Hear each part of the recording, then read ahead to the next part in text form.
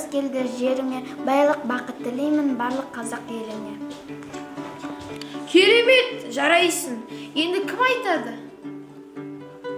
Мен айтсам болады ма бөлім? Жақсы балам, айта бер. Наурыз көктем, әкелді таңның шуағын.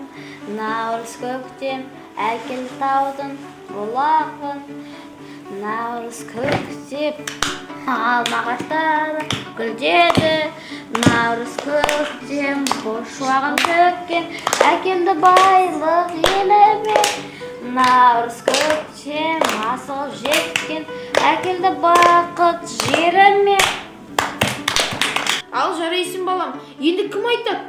Мен айтсам бола ма? Айта ғой қызым.